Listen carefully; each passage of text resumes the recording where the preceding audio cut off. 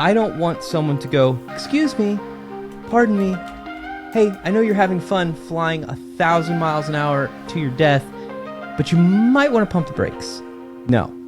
I want some drugged up hobo with a 2x4 to plant that sucker in my windshield and prevent me from driving off of a cliff.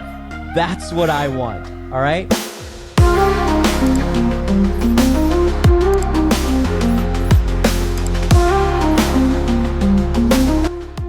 Ladies and gentlemen, welcome to the I'm Telling God About This podcast. If you saw the thumbnail, you know we're talking about the Rings of Power. However, this is not just going to be a why the Rings of Power sucked. No, actually, it's quite the opposite. I think the Rings of Power is incredibly important. I think the narrative and even the poor execution of it tells us something really, really important about what's going on, and it gives me hope, gives us hope for the future and how we as Christians can capitalize on the confusion and frustration of people all around the world. That frankly, things like the cancellation of the Rings, or not the cancellation of the Rings of Power yet, but the cancellation of the Acolyte and the poor performance. They're committed.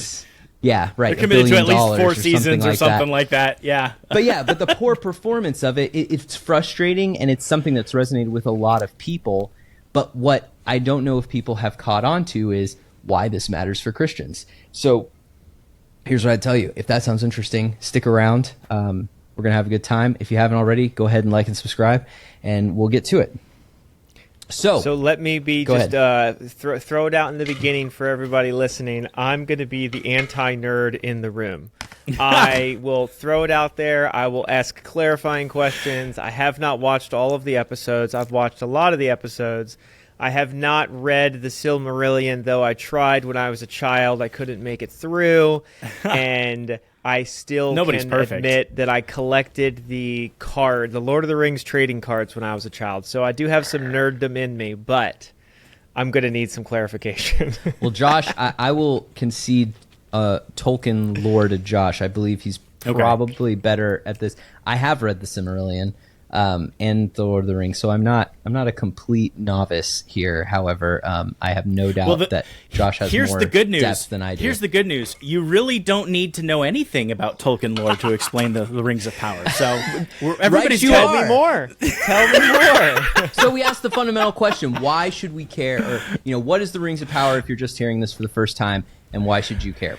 All right, so little backstory. Josh, you want to give us some backstory on the Rings of Power, if you understand how this came to be? Yeah, so basically Amazon purchased the rights to, I think, the appendix, Lord of the Rings, and the appendix of the Lord of the Rings. So they didn't actually have the real lore or the Silmarillion or the world-building aspect of the Lord of the Rings universe. So they only had little bits and pieces. And so all that they're able to do is get these half-finished pieces of work and produce a new story. But here's the problem. You don't take a classic and then just put a brand new story over it because ignoring the source material. It's like, hey, I got a great idea. I've got this really great book coming out. It's off of the accolades of the most popular book in history. It's called the Bible 2. They did that. And that's what I'm going to do, right? Right, and so you take little, and that's a great tie-in. That is an excellent tie-in. It's like taking the little bit of the truth here, and we're gonna write a brand new testament, right? But here's the thing. Actually, it's funny because the Rings of Power it goes over the Second Age time frame, right, where you have a whole lot of stuff going on, and you have the beginnings of Sauron, and it's where you have the beginnings of these rings. And if you remember in the beginning of the Lord of the Rings movies, that has the stories of the 9 rings went to the men, 3 rings went to the elves, and all of these rings had power, but there was the one ring that ruled them all. And it was essentially this one ring that Sauron had the ability to kind of take over the minds of enslave everybody. So, and if you're interested, Rings of Power is about that, how these multiple rings came to be. I didn't even know that. Yeah, and so what they did was, this kind of makes sense if you're a studio.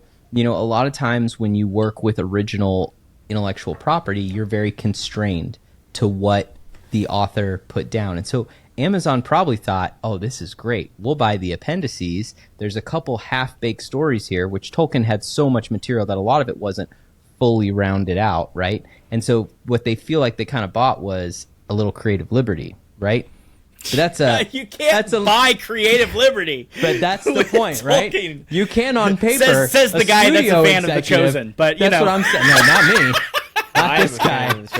No, I'm pointing to myself. Oh, okay. Oh, okay. But my point I'm critical of Tolkien's lore. Yeah, this is like the opposite, right? Exactly. I know, right? Problem with This Tolkien, is my but like you're cool with creative liberty. But I'm okay with Jesus. Yeah. So we don't do fan fiction with the Bible, all right? Hey, that doesn't work well for Islam. It didn't work well for the LDS, and it's not going to work well for anyone else in the future. You've been warned. It's called exegesis with the Bible. You have to kind of impart things outside the Bible to understand inside the Bible. No, for sure. Anyway. But I would say, so for why this matters is this. Like, the studio executives figure, hey, we're buying some creative liberty. And so now what they're doing is they're like, what has become the common trend is let's take these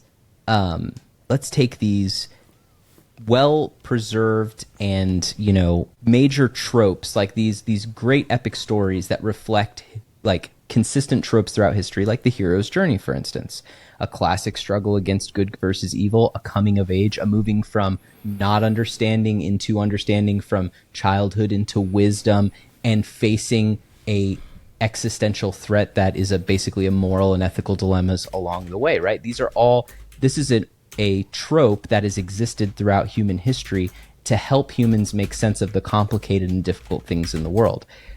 The question is, in our current society, why we see people trying to tweak the hero's journey in our current age. So my question in the audience, you can throw this in there too, what kind of made me start thinking about this is, why are we seeing this consistent pattern of taking beloved hero's journey source material like Star Wars, like The Lord of the Rings, like Ghostbusters, I'm just kidding, and taking those things and changing the narrative in a way that like people are like, this is terrible and I don't know why. It has $1 billion budget. It's beautiful. They've hired talented actors and actresses. Why is it so bad? And a lot of people are having trouble putting a finger on why that is. And I'm here to tell you, it's because they screwed with the secret sauce, which is the resonance with reality. Have you ever seen that sympathetic vibration where you strum one guitar string and you push it to the right note and the other note on the guitar string vibrates in sympathetic vibration, or when you see someone like break a wine glass? Like, that's the magic of storytelling, where I can tell a story that you have no part in, but if you've experienced something like it, it moves you, or a good song. And that's what's happened in these stories is they took this great source material anchored in this resonance of reality, and they changed the pitch, and it's off. So the question is, why would they do that? What do you think? Why? I mean, that's a good question. I've actually literally never heard this narrative, but that's really, really helpful, because I've been like asking myself this question, not pivoting us away from Lord of the Rings, but with Star Wars. Yeah. Like, I literally just gave up. I stopped watching all the different spinoffs because I'm like, this is just weird. Like, it doesn't make sense. There's no narrative arc. It's all over the place. They're pushing all these like DEI and other crazy narratives. And like the Rings of Power, we were talking before we started filming about how they're making the orc narrative sound like they're some oppressed people. And it's like I watched it and I just laughed and I was like, anyway, I don't know why. I mean, let's extrapolate and guess, but I definitely like how you like double clicked on it. I think that the interesting part with that is with what you're talking about, the hero's journey. It kind of resonates with all of us. We're going through these different stages, and it's interesting is the writers today, the things that they resonate with is the woke, is postmodernism, is oppressed peoples, oppression versus power. And so what they have to do is inject that into every storytelling, because they don't feel like, unless it's in there, it doesn't actually resonate with people. And I feel like it's kind of like taking the same model of the hero's journey. In the hero's journey, kind of, this is what you look like, right? So you have the refusal of the call of mentors, the sage, and a lot of times it's explained in like the first New Hope Star Wars, right? Luke refuses the call. Example. You have Obi-Wan, he becomes he's the Jedi, and then he's tested, right? He goes and they get captured by the Empire and all that stuff. Obi-Wan dies, then and they have to destroy the Death Star, right? So all of these things, it kind of fits perfectly. But now, like, if you look at with Galadriel, who was never this like warrior queen that they're portraying her to be in the Rings of Power, and she's basically, it becomes like Galadriel and Sauron or Halbrand or whoever he is, right? Like he's Sauron. They building this tension like they did in Star Wars with The Force Awakens between Kylo Ren and Rey of, he's just a troubled soul. He's not really evil. It's gray Josh, area. And so let me double tap. Take through that. Mm-hmm. Yeah, let me keep this up and go. Yeah, talk keep to it this, up. Keep it up because I want to talk. I want to show why this is important. So why would you do that? Why would you want to take a classic struggle between good versus evil, and why would you want to create intimacy and depth and explore the dark side, right? Why would you want to create rich and deep bad characters and have them, interact in some fashion with, good characters? Now, it's not that doesn't happen in books. It does, but it's usually a redemptive arc. Take, for example, in Return of the Jedi with Darth Vader, right? There's this this notion that like we do come to understand Darth Vader a little bit more, but there's a clear moment of repentance. One does not persist in the same path, in the same, chosen view. They reject the thing that brought them to that place, or there's a moment of realization and they come to one side or the other. This line right down the middle here, and for those of you who can't see, it's a circle with a line. And on the one hemisphere of the circle says known, and the bottom half says unknown. And the line between is the threshold between unknown and known. And so this is kind of the idea that there's known and unknown, there's good and there's evil.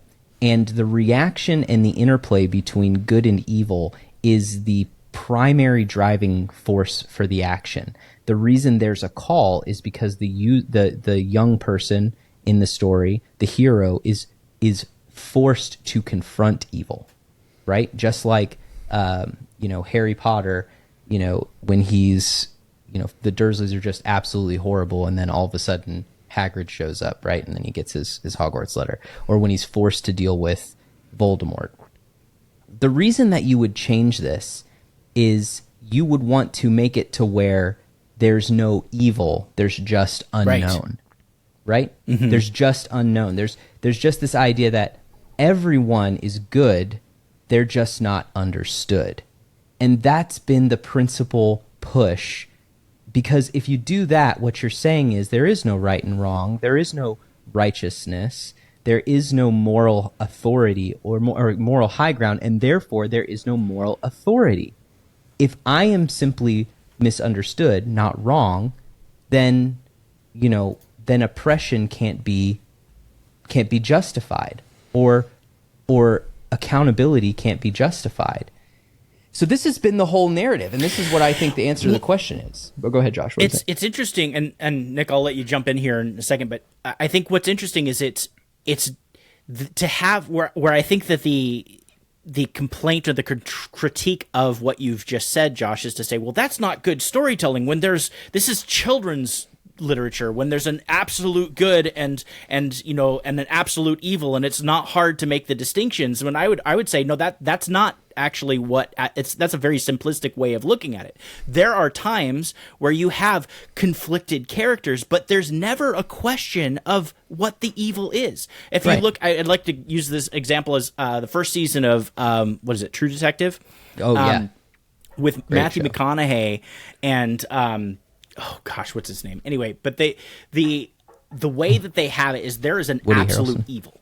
Woody Harrelson, that's what it is. So there is an absolute evil. and your protagonists in the show are these two detectives, and they both have their own inner demons, and there's character development. One guy's kind of like a naturalist, a pessimist, and then the other one is just kind of like he just trying to live a moral life, I guess, but he doesn't really. He kind of goes by anyway. But they have inner conflicts in their characters, but there's never a question of who the evil person is.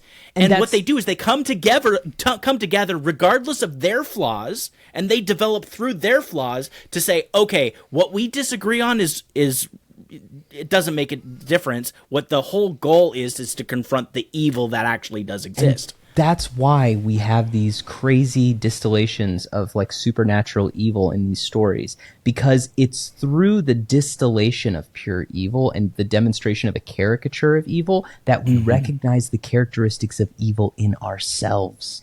That's Frodo the purpose and the ring of the journey. right? Yes.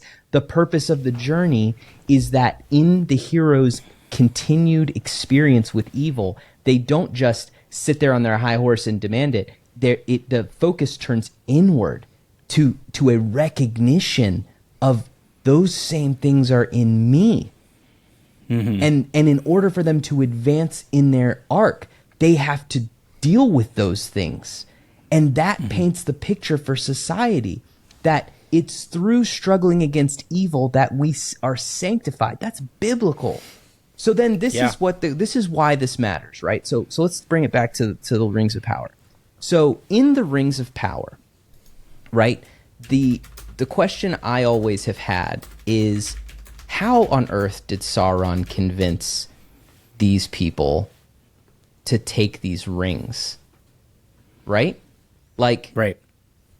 How did he give some background around the episodes so far of what, like, how that's kind of made their way I mean, into. even before that, if you've ever read the just books, in general? yeah, Okay. like in general, like I always wanted to know that. So like Josh pointed out, and we'll tag an episode of some other channel that like gives a breakdown of these Rings of Power, so you can watch that. It's really good.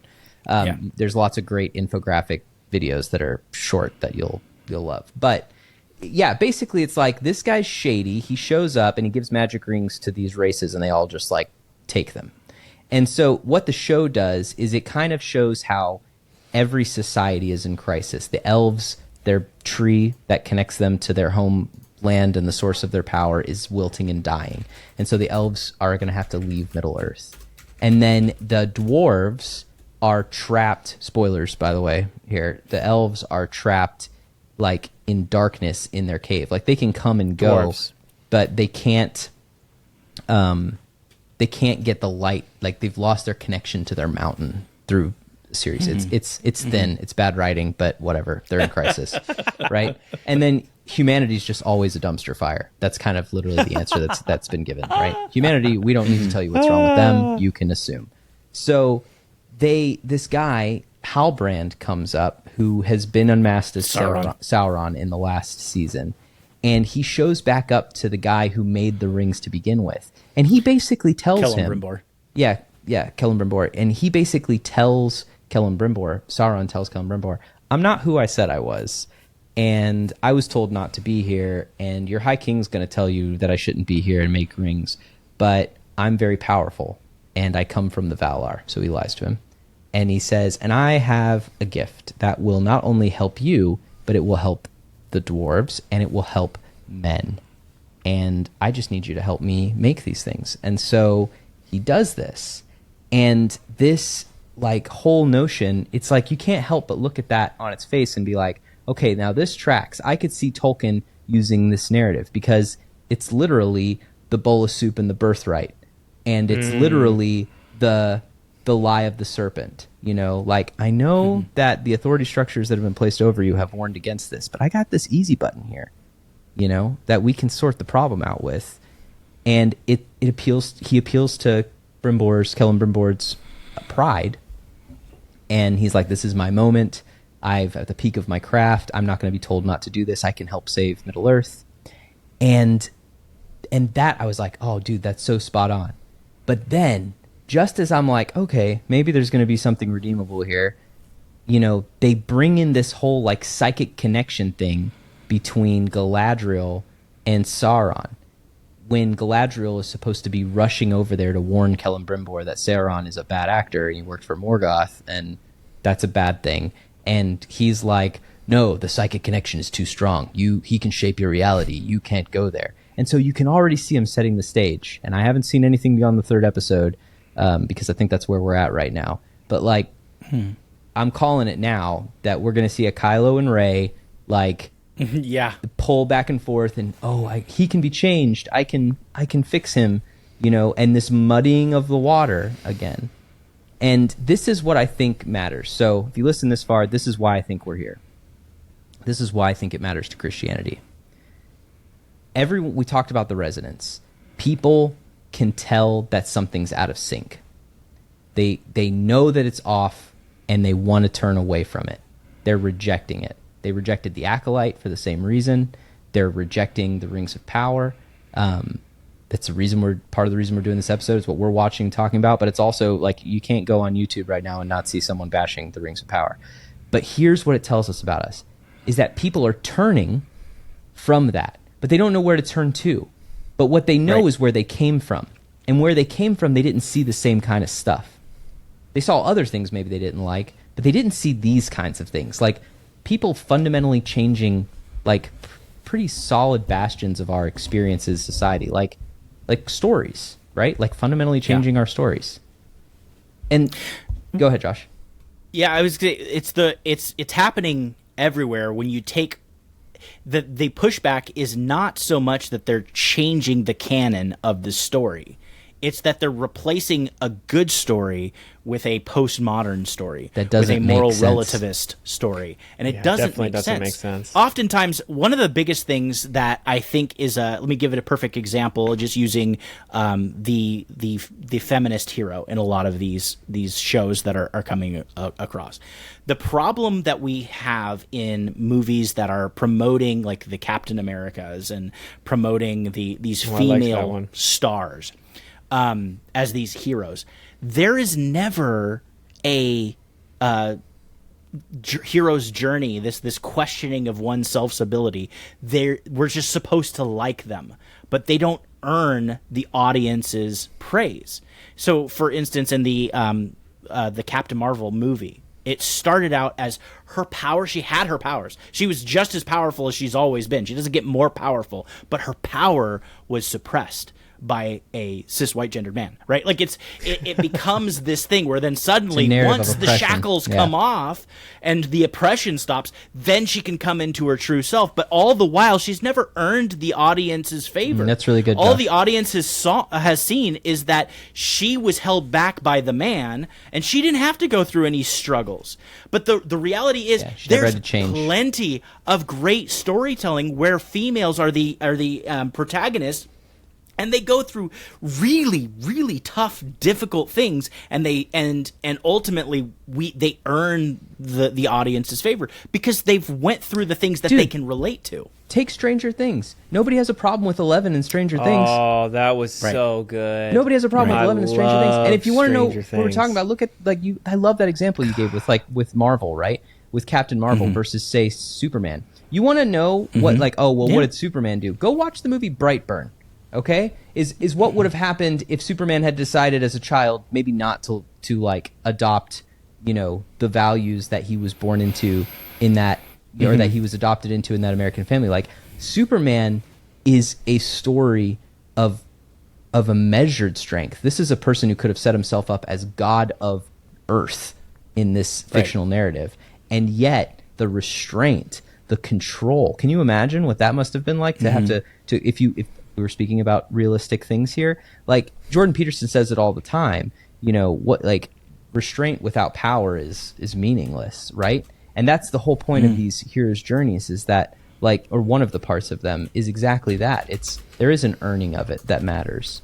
I got a question for you. Go Do ahead. you think because you mentioned that we're abandoning culture is sensing something's not right, there's not a resonance with reality, the cancellation of the Acolyte, the amount of people that are dogging on the Rings of Power, things of that nature. But then simultaneously, I don't know if you guys are seeing it, but I'm seeing this rise in Angel Studios, The Sound of Freedom, like all these other redemptive arc movies. Yeah. It's almost, and like, ironically, my wife and I are also finishing the Seventh Heavens, the 12th season right now. And it's like, part of my heart is like, can we just go back to the good times when we wrote really good things and we weren't like I wonder if this is a moment for culture, for Christians, for culture, where it's like, hey, let's pick up this ball that's getting dropped haphazardly and like, let's show them how it's done. Dude, I don't know. It'd be that's curious. It. No, that's exactly it, Nick. If you've made it this far, like, this is why it matters. The Rings of Power matters because the real solution here, what this is really telling us, is that like people are looking for something. We've done several episodes on cultural Christianity. Why people are coming out, but they're coming out as like cultural Christians because that's as far as they've gotten. They haven't gotten to narrowing it down. They're on their own hero's journey.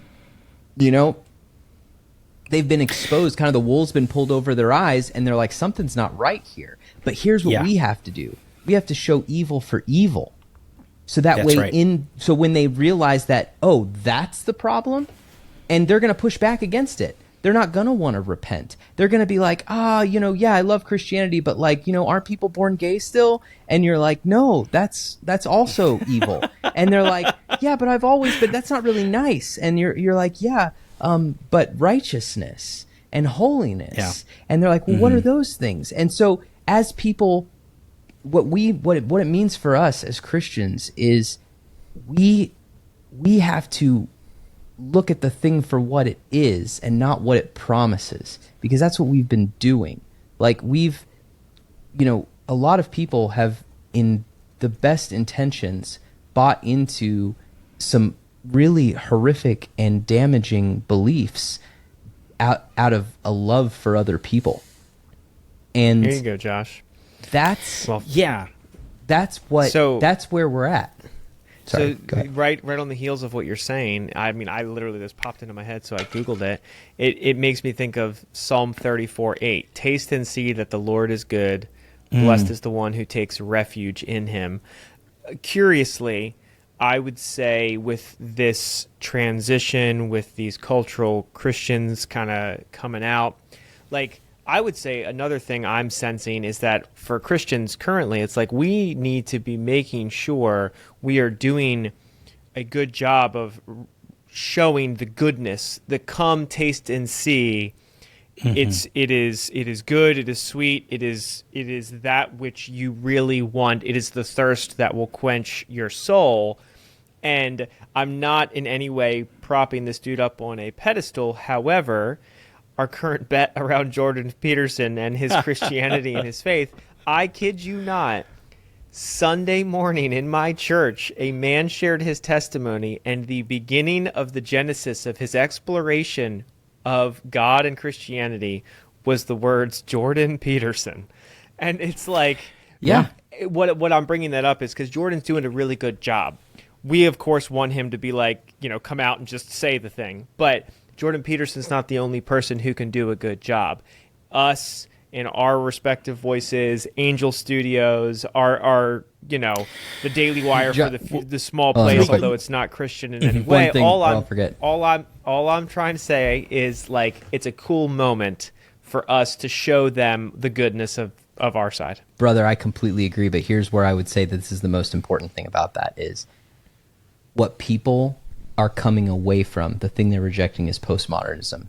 You cannot, but it's not the thing that is going to show people that this is a safe place is not the soft and the squishy and the warm. The thing that's going to show, and I'm not saying that's what you're suggesting, not at all. Yeah. But what I'm encouraging people to do is, what I'm trying to say is, it's the solidness. Yep. It's the depth of the conviction. It's the willingness to say the hard thing and also do the loving thing. Like, that is what people are going to look at and say, I don't fully agree with everything you're saying, but like, I want my confidence to look like yours. Like, that's what you hear when you listen to guys like Joe Rogan talk about Cam Hanes or talk about other people that are solid Christians. It's like, dude, I can't wrap my head around the whole space carpenter guy, but like, look at his life. That. Like, look at his life. Space carpenter. You know what I'm Good saying? T-shirt in there somewhere. That's where we will shine through, and that's what I think looking at this stuff tells us is like, now is the time to not make yourself look more like the world or use the world's methods for baiting and bringing people in, which has characterized most of evangelical mainstream Christianity for the last decade. Now is the time to show how we're different. We will earn their trust by showing that we are promising the same things that the enemy is promising, but with the right means of getting there. And by another Bible verse, in the world, not of the world. How much are we in the world and a part of the world? Like, I don't know, for me, I get jazzed about that which you're sharing. And it's like, how can I be, like, we're not advocating to not be in the world. Like, no, do more of that in the world, but then how to showcase not of the world. It just even, I know I'm on a tangent here and I'm going to give it over to you, Anderson, Keep going. next, but it even makes me think about, like, architecture. We've kind of teased on this thread in the podcast a little bit too, but it's like there was even a time when Christians and Christianity's architecture showed off the glory, the truth, goodness, and beauty of God. Yeah. And it's like, bro, how you make your dinner, how you make your bed, how you make your buildings, it can all do the work of showing the world, that which we have, that which is solid. That's so good. In fact, gosh, so much you guys between the two of you in the last like 5-10 minutes, it's just gold right now. So if you guys need to stick around for these episodes because but there was a couple of things that I want to touch on really. So Nick, you had said something like, why can't we just go back? And it made me think about when it comes to like the morality issue, right? And then Josh, you were talking about we're turning away from postmodernism. And I think about what was it like, what were the wholesome moral messages that were sent to us in our generation when we were kids?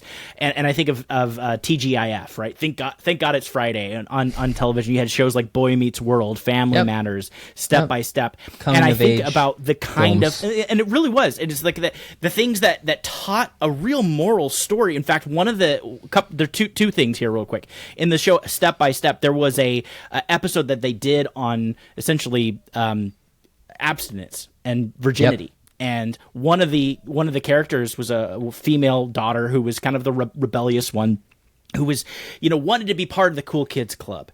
And she went to a party, and the kind of the comedic relief, Cody, who was the older guy that just kind of like goofy, but like just his own coolness, was not influenced by the culture, goes to this party to kind of save her. And she's at the party, and one of the guys is drinking and is like, "Oh, you're a virgin? Hey, everybody, this girl's a virgin." And everyone's like, "Oh," just making fun. And then Cody comes in and is like, "Hey, I'm a virgin," right? And it's like this funny thing. It's so cheesy. It's cheesy when you think about it, but to an 8 to 12-year-old, 14-year-old kid, it's like, yeah, you know what? It's okay to stand up for something, right? It really says this thing's like, it's not something that should be. But today in a postmodern society, if you had an episode like that would never be a topic. You'd be like, no, we don't want to judge what your sexual decisions are before you're 18. Purity culture, don't kink shame. Same thing with Family Matters, right? And sorry, I'm going on a tangent here. Go ahead. Family Matters. You have Steve Urkel, who is this nerdy kid, right? Did I do that? You got any cheese? That type of thing. Well, he goes and he has this contraption where he basically changes out from being a nerd to this alpha male, like super cool, like named Stefan, right? And so the girl that he's always pursuing during this time is suddenly interested in him. He was this nerd, and now she's like obsessed with him, and it's all vanity, vanity, vanity. Until in an episode, her father, who is a cop, his partner gets shot and barely dies, an inch away from his heart. Barely dies, and she's like really concerned. And Stefan, right, Steve Urkel's alpha counterpart goes and be like, hey buddy, hey baby, let's go upstairs. And she's like, don't you even care about what's going on? Like, there's a bigger picture, and all you care about is like the vanity of it. I mean, that's a huge talk into dude, there's things going on.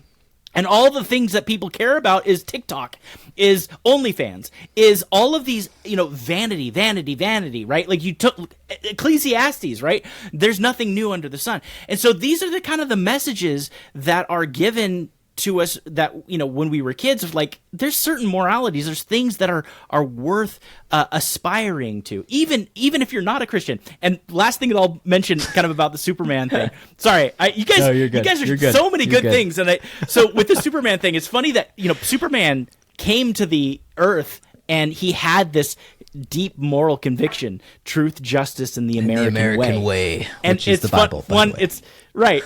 That's what I was going to say. It's funny that he came to this earth with an already Judeo-Christian ethic, right? Weird. Which is interesting because there was a comic called The Red Sun, and it was what if Superman went and landed in the USSR instead of the USA.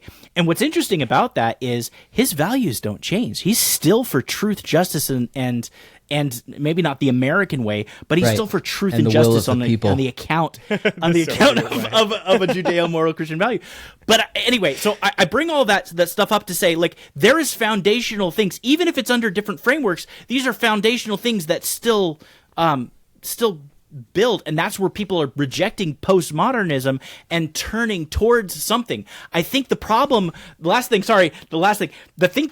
that people get like a really kind of like, oh, I don't want to hear it, I don't want to hear your preaching, is because, thank God for the conservative Christians or some of the Reformed Christians or some of those really conservative Catholics that are calling out evil for evil. But those are the people that, like, it's like they're the first ones to call it out, right? They're the ones to call it out harshly and directly. And it's like, people are like, I don't want to, and people are like, that was really mean what they said or how they said it. It's like, okay, well then why aren't the, the more eloquent people, Josh, doing it in gentleness and kindness? It's like, dude, let's get to the point. Here's why. Done. This is why. This is what's crazy about this. I'm so glad you brought this up, because here's the landing for this, right? This is it right here. The eloquent people, the people who are good at phrasing things, the people that are comfortable, that are popular, that people love to watch, these are people who care about what other people think. Okay? They care about what other people think. And you know what? They love other people. And they don't want to hurt them. They want to love them into the kingdom. They say, "Hey, listen, I can speak the truth in love. I can tell you these things, but I'm going to tell you something. If I'm careening towards the edge of a cliff, I don't want someone to go, excuse me, pardon me, hey, I know you're having fun flying 1,000 miles an hour to your death, but you might want to pump the brakes." No. I want some drugged up hobo with a 2x4 to plant that sucker in my windshield and prevent me from driving off of a cliff. That's what I want, all right?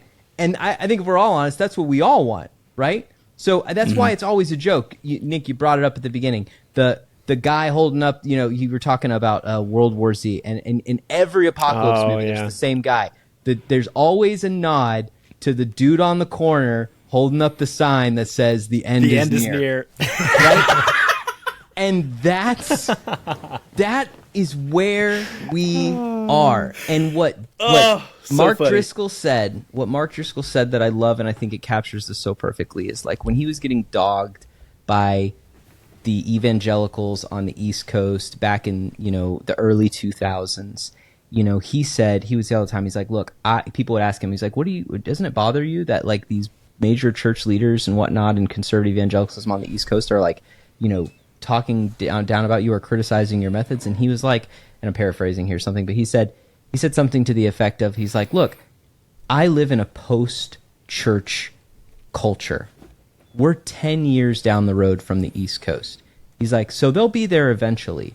But here, this is an entire generation of people who have been raised their entire life being told that everyone is right, all roads lead to success, and what has happened is, as they've come to become adults, they've slowly begun to realize that that's not true. And so they are looking for someone who stands up and says, this is the way. Not that way, not maybe this is the way, this is the way. This is the way. Exactly. Yeah. cut in the Mandalorian here. And Yes. and that's why, like, what for some reason we have not been able to get through our heads, and this is why Donald Trump has been very successful, because he just gets up and he says what he thinks is the right answer. Whether or not he's 100% right, he speaks with conviction about what he is convicted about. And that is what we are called to do as Christians. We're supposed to study to show ourselves approved. We're supposed to use the word. Again, 2 Timothy 3:16 and 17, all scriptures, God-breathed, used for teaching, rebuking, correcting, and training the man of righteousness for every good work. Like, there's the answer to the test, folks. Like, read the Bible, go to church, be in community, have convictions. It's okay to be convicted about something. It's okay to share that conviction with people when you feel like they're in mortal peril. And you'll do that in the confidence of knowing, Lord, I could be wrong, but in as much as I understand and in as much as I've pursued this, this is what I believe to be true. And if that's the spirit in which you stand up and proclaim, thus saith the Lord, then I believe that that's what God calls us to do. That's what his word says. Yeah. So that's what we need to do as Christians. So that's why this movie and these movies are important. This is why we need to pay attention to things like The Rings of Power. The fact that the secular world is upset about this tells you something. It tells you that they don't agree with the premise, that it doesn't resonate with the way that they actually see the world. And that gives me hope. That gives me hope, because it means that there's a group of people who are looking for a different way. And so I want to be the one who stands up in the crowd and says, this is the way. Mic drop, roll credits. Like and subscribe. Like and subscribe. Yes, stick around for more great content, and we put something out. We try to put something out at least once a week, so stay tuned. Lots of cool things. Put your suggestions of topics in the comments. We will promptly ignore them that we don't like, and we will like the ones that we do like. True. So anyway, all right, gents, that was another great episode. Any other closing thoughts on that? Or Double click on that. It's okay if it's recorded. I think it's funny. Double click on the Joe Rogan comment about Space Jesus Carpenter. That's hilarious. What is that from? I Googled it. I can't find it. No, we didn't actually say that. He said okay. like he would. He used some other term, like, but it's a common thing that I hear all of the time from. I mean, guys like Joe Rogan or other people. It's like, Yeah. I don't buy into the whole supernatural God of the universe who made everything and who understands everything. But if the proof is in the pudding looks really good. Like, that's kind of the general. I always think it's hilarious with Joe Rogan is when he has non-Christians on that talk about Jesus and Christianity. Oh yeah. He's like, yeah, totally. Oh, that's really profound. Like Oliver Anthony was on and he read from scripture and he's like, whoa, that's so profound. It's but it's you the get Bible. It's there, you know? And then Weird. you have like Christians that jump on and he's like, nah, that's ridiculous. So they're hyperly critical. But then you had like Stephen Meyer, who's a intelligent design Christian apologist who actually is worth his weight and he closed. Like, and he was very closed to it, but the cool thing is Stephen Meyer had the truth. And you can see, and this is a testament, when you see the truth presented, even when it is critiqued and pressed and investigated, it stands the test. And you know what? That's why we have the reliability of the Bible, circa last episode. We have the reliability of the Bible. The Enlightenment went pressed, investigated, critiqued, and pressed the Bible, and guess what? It's standing on its 2 feet. Maybe snapshot into a future episode. They're doing that now with the Quran, and guess what? It's not standing. Not going too well. Turns out not to go too well. So anyway, all right. With that, guys, we'll catch you guys next week, and stick around for new content. Till next and time. Like and subscribe. Till next time. All right.